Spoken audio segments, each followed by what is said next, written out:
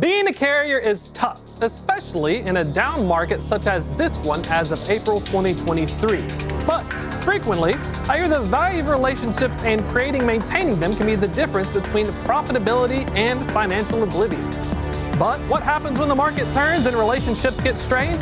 Also, can FreightTech products create a competitive advantage in a commoditized industry? Well, folks, we're going to find out in this episode of Loaded and Rolling.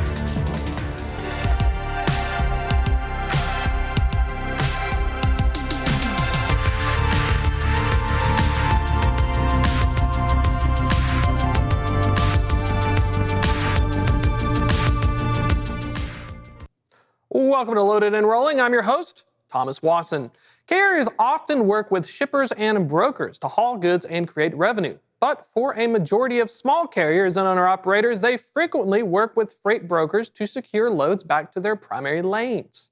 But a major challenge is when the market changes is navigating the realities of both shippers and brokers asking you to run those same lanes for less, while at the same time, costs such as fuel, wages, and maintenance are rising.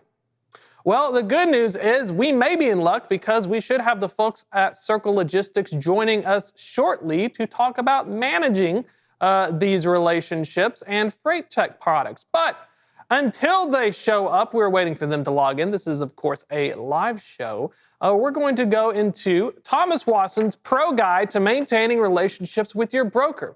Some of this may be satirical, but is also based in truth, coming from my over 5 years of suffering at a large asset carrier and 2 years almost of suffering between a brokerage and a smaller carrier. So diving into it first, when we talk about relationships, it does feel like a buzzword because when you're at a large asset carrier, relationships with both brokers and other folks. Oh, before we bring it in, we'd like to thank our sponsor, Skybits. They are wonderful, and I use them to find trailers. So check out the folks at Skybits when you can. It saved me in blood pressure because their actual weighting mechanisms on the trailers allowed you to find out if they were empty. Customers would frequently lie and tell you that they're loaded, but they would try to use them as storage if they had too much inventory. So having items like Skybits helped me out because I could effectively send in drivers and find the actual trailers to make sure that they were there. All right, diving back to relationships, we're going to go into three major phases. First one is, what do relationships at a large national carrier look like? Secondly, how do relationships matter for a small carrier / owner operators? And thirdly, going on the flip side, as a freight broker, what do relationships mean for you? There's three different ways of looking at it, but three of them can feel extremely different. So from my experiences, we'll dive into the first one, large carrier relationships. First off, multi-billion-dollar companies, thousands of trucks on the road. When we're talking about relationships, it often feels extremely formalized. And so when we're thinking of formal, you're dealing with, large Fortune 100 shippers, hundreds of loads per week, 2,500 trucks chewed through about 7,000 loads per week, just to give you an example. And a lot of it was more of, okay, well, I'm sending you this salesperson. The outside sales rep has a relationship with the company, but at the same time, a lot of the relationship comes in the day-to-day when you're trying to figure out service failures. Customers frequently will have carrier scorecards. And so when you're running high volume lanes, you're in a situation where you're dealing more with, is it my fault? Can I scrub this scorecard? And can I also make sure that I look better than the other carriers because you're ranked in a scorecard? So let's look at Walmart, for example, or a Home Depot. They'd have a carrier scorecard of a U.S. Express, a Schneider, a Werner. And then your job as working in operations was to make sure that you were either in the middle of the pack or above it. Trying to service your customers as a large carrier is like outrunning a grizzly bear. You just have to be faster than the other less reputable incumbent carriers. Also, fun thing, we have Nick joining us now, of course, so we will save the rest of my tangent for another day, or we'll ask Nick about it. Let's find out. Nick Shipe, he is joining us, of course, Business Development Manager at Circle Logistics. Nick, welcome to the show, sir. Hey, appreciate it. Thank you very much. Was talking about relationships before we pulled you on the show. I was giving an experience as a large carrier, how to make sure you don't get yelled at by your contracted customers. But I'm kind of curious in getting your thoughts as well. Let's start with large carriers. As a broker working with a national-sized carrier, and you're talking about developing relationships. What does that often feel like? I want to get your thoughts first, and I can give you some of my fun experiences on how I made friends with brokers. Yeah, absolutely. Definitely when it comes into the large carriers, you have to have a crucial relationship built in with them. A lot of times it's going to come from, previous accounts that you've worked on them with, or if you're just simply going at it for a brand new lane on a brand new customer with a brand new relationship in there, there's got to be development from the inside. You got to be able to work it beforehand, not just throw it over to an RFQ with them. When doing so, if you just throw it to them, you're not necessarily always going to get the best prices. You're not going to find that trust level that you want with that carrier. And truthfully speaking, there's a lot of times that, they may already be working with them, and now you're doing a disservice to the customer as well. So you definitely have to do a lot of digging and detailed information from that customer, or excuse me, from that carrier there before just throwing something over the wall and seeing if it actually would work for them. Well, I feel like you would have to do your due diligence, because maybe that carrier, and I've seen this before, where you'll have an RFP with a broker and you'll have the RFP with the actual customer. And so sometimes what will happen is you get a little bleed over effect to where the asset-based, the national carrier will prioritize first. It may be the same lane. Let's say Tunkhannock to like Shippensburg.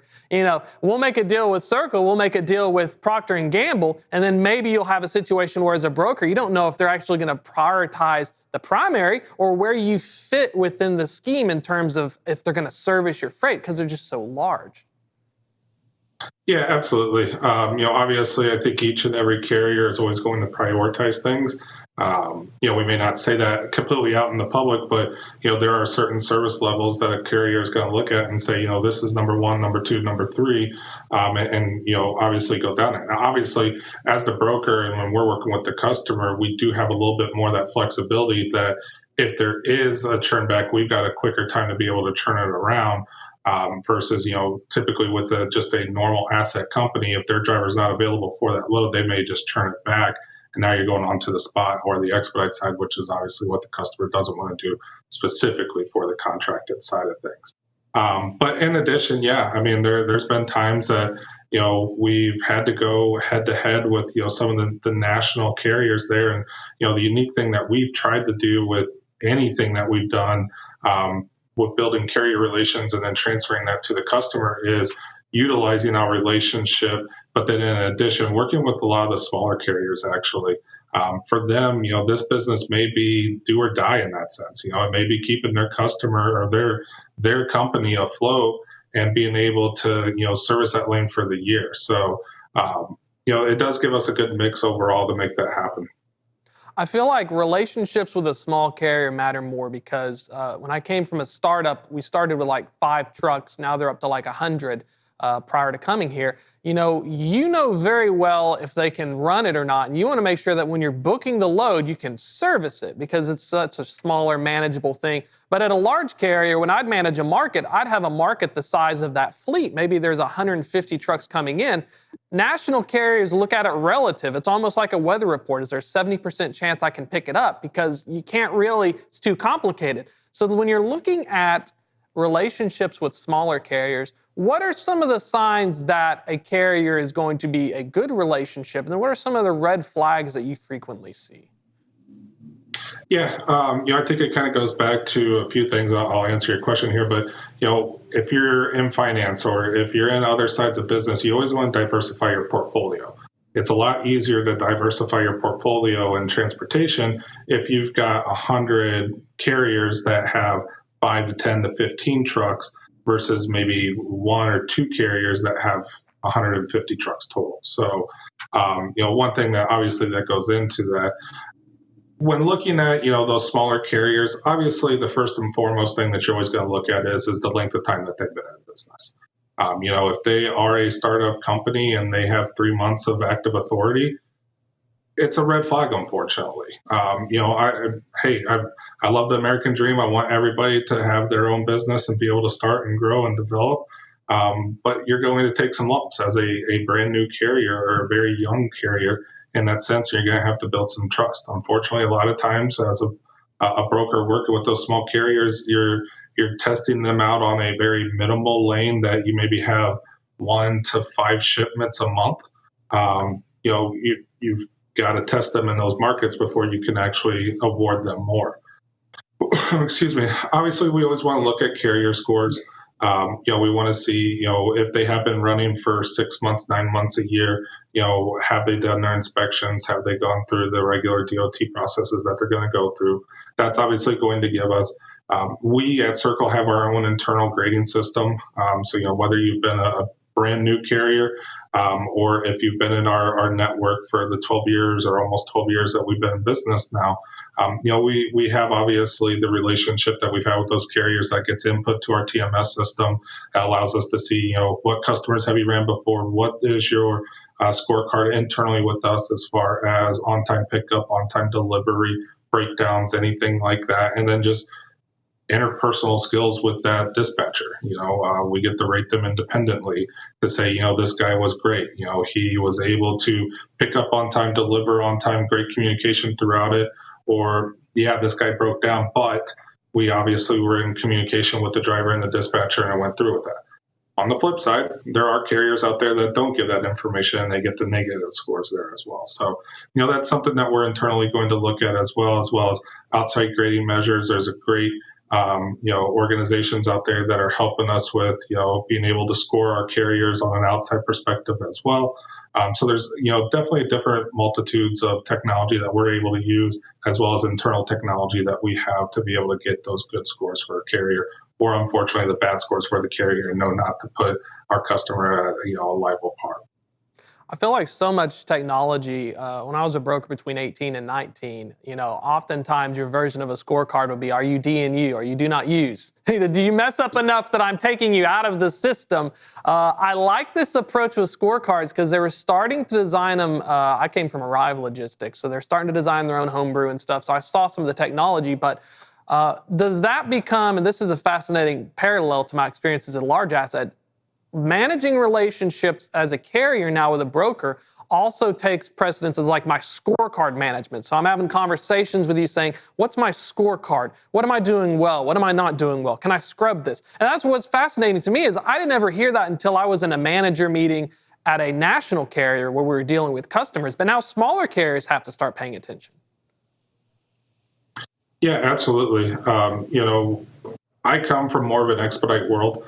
And so it's a little bit more difficult because the redundancy of a lane may not be there. And so, we can't necessarily have true scorecards in that fashion to the carrier because I may only be using that carrier once a month. And, if you're 15 minutes to a load, and your scorecard be negative effective because it's one load versus, maybe somebody that has multiple loads on. But again, going back to it, the small carriers, if they're bringing in, 5 trucks or 6 trucks into your network and they're going on a dedicated lane, it's their livelihood for the company. And so they are going to do absolutely everything possible to make sure that they continue to service you as the broker, which is their direct customer, and then obviously the indirect customer, which would be, whatever customer that we would be working with. So, I think it's more almost a pride thing and, making sure that they continue to service it, because if they lose that lane, it may take months, especially in the market that we're in now, for them to regain another dedicated fleet. Now they're back out onto the spot world, and the spot world is obviously limited right now. They may not be loading for 2 or 3 days, and now their truck's sitting idle and it's costing them money. So absolutely, I think the scorecard can certainly bring in good measures to be able to keep up par of what, scorecards or KPIs or ratings that you're going to want for you to look good towards your customer. But also, have that pride ship of being able to continue to move forward for yourself. And thinking of expedited, I used to run team high-value product loads and stuff. I always wondered, I felt like as a broker, it would be a lot more stressful. It's very stressful on the asset side, but imagine like a FedEx freight lane, HVP, Ontario to like Hagerstown, team transit required. And the fascinating thing that we did on our end was we purposefully adjusted the windows so the driver would think that they have to show up. They'd show up an hour early because it was so hard to service it. Are there any pragmatic steps talking about communication with drivers, especially with expedited, that you would help out just to make sure you can service the thing, being time sensitive? Yeah, thankfully, the customers that we work with, they understand transit times, they understand the DOT regulations that come into there.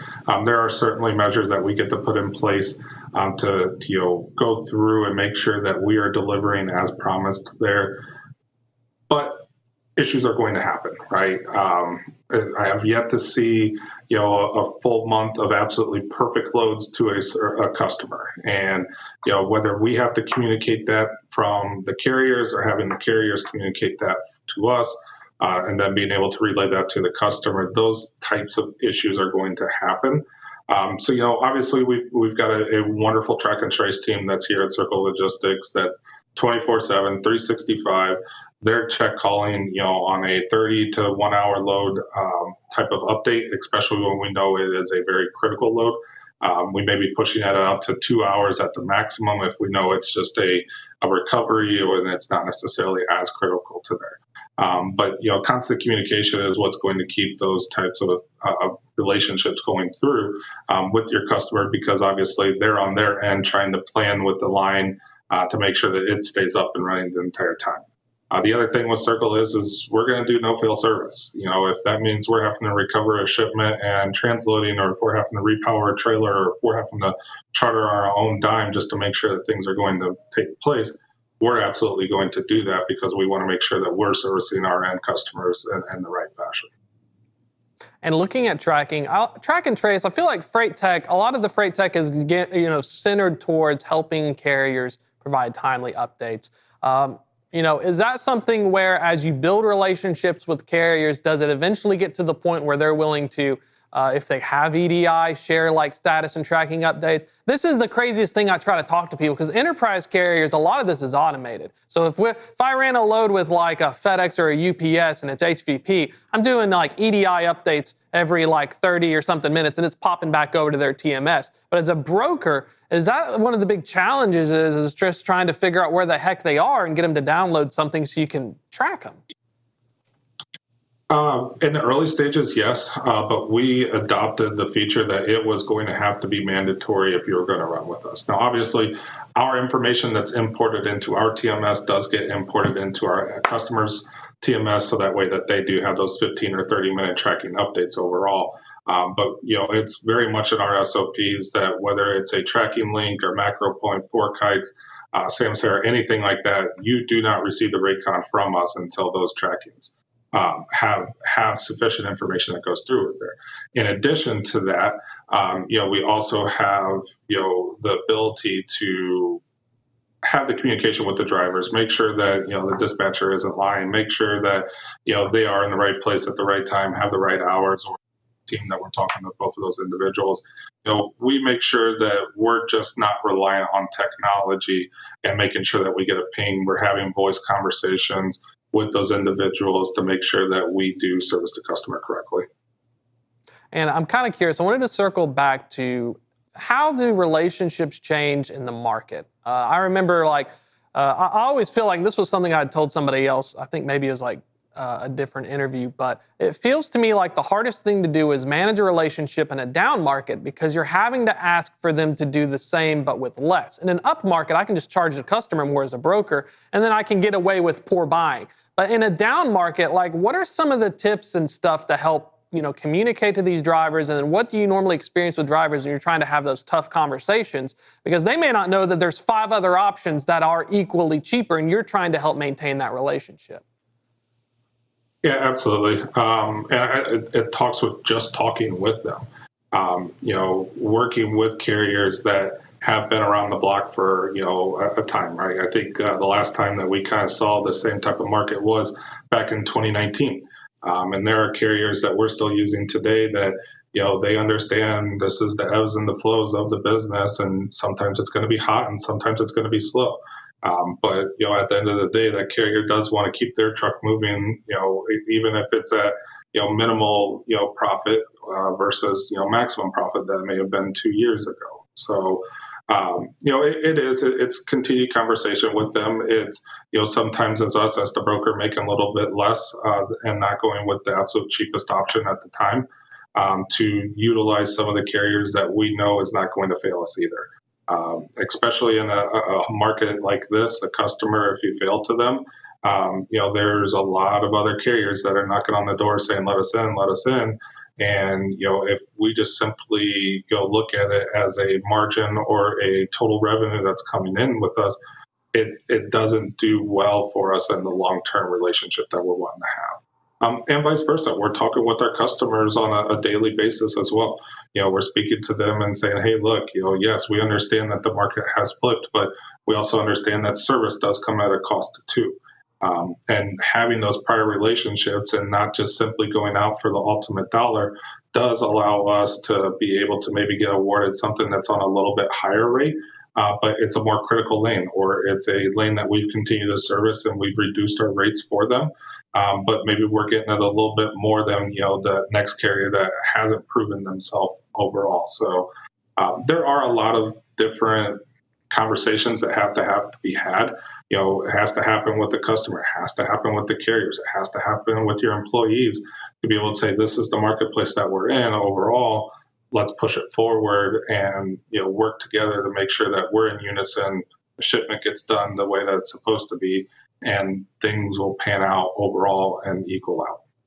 Well, I think this is the hardest part of the job. Like, one thing I didn't understand as an asset-based carrier before becoming a broker was I always just thought, well, these brokers, they just pulled the load off of me by 11. I can't believe them. I was going to get a truck for it. This is, horrible. Or like you'd hear from smaller carriers, a lot of misinformation in terms of, they're gouging me. It's a conspiracy, I think something that a lot of people don't hear is that on the other end, if you don't go lower, another brokerage or an asset carrier is going to take it from you. So is that part of the communication, is humanizing and saying, look, we're a team here. But at the same time, I'm trying to be honest with you and say, look, if I don't get this rate, I don't have the lane for you. And then you're just, we're at a whole new can of worms. Absolutely. We can make $100 or we can make $0, right? And you have to take that adage to the carrier. If it's not right for them, sorry, it's not right for them. We understand they have a standard. They want to make a per mile rate, and that's perfectly fine. Unfortunately, we start to get those emails, and we've seen them more and more, is the carrier coming back after 45 minutes, an hour, hour and a half, and they're like, do you still have that load? We see what the market actually does. And that's, a good way for us to gain trust with the carriers. We're not just out there to find the bottom dollar. We're out there to say, this is what the marketplace is paying. It may not be to your liking, but at the same time, it is what it is. And we have to roll with the punches that are going on with this. And so, having that good communication to flow through with them, unfortunately, the first couple of times, it doesn't always resonate with the carrier, the dispatcher, or maybe the owner operator. But, again, as you have continuation of these expedites or continuation of these dedicated lanes, do we want to make a little bit of money right now and keep it rolling? Or do you want to wait and play the game and see if you can get something that pays more? And unfortunately, the latter doesn't always pay out there as well. Yeah, and final thoughts here as well as we close things up. Bulk capacity. A lot of people do van. We've heard refrigerated. Tell us really quick, is it an opportunity to make more, or is it something that you kind of need a little bit of experience before you can dive into it? You definitely need to have the experience with it. We started our bulk division about a year and a half, 2 years ago now, during the startup of COVID, and we were moving ethanol in. There was quite the learning curve that came along with it. The adage of the dry van world is if it fits, it ships. And there is a lot more that goes into it when talking about the bulk side of things. You need to know the SDS sheets. You need to know the type of equipment that's specifically needed to get loaded. You need to know there's a multitude of different types of trailers that are going there, and that's just on the liquid side. Then you add in the dry side, and then you add in the food side. There is quite a bit that goes into it. But that market has seen a downturn as well. It is, as dry vans are very, very hard to lease or purchase, a few years ago, and those have started to become more readily available. Tankers have experienced that same type of mentality as well. If you don't own your own tanker, you may be, 18 to 24 months out before you can actually even get that tanker. And so, there is those types of restraints on there. it's figuring out how to price that competitively. We've done a really, really good job of pairing a lot of our lanes together with other customers and being able to work through the compliance and making sure that there is a metric of those types of products either being able to wash out correctly or moving to being able to top load with them. And so we've been able to bring some cost savings to a lot of our customers for them to be able to do backhauls where traditionally bulk was always a round trip type of rate. And so, there is a lot that goes into that area of bulk. It has been a growing sector for Circle here within the last year and a half, and I've been happy to be a part of that. But it is not something for you to just get in and put a price in there because there is quite a bit of information that needs to be had before you even know how to price it effectively. Perfect. Nick, thanks so much for coming on the show. Folks want to learn more about Circle Logistics. What's the best way to contact? You guys have my information. Feel free to share. Our website is full of, whether it be an owner operator, broker services, the different types of modes that we have.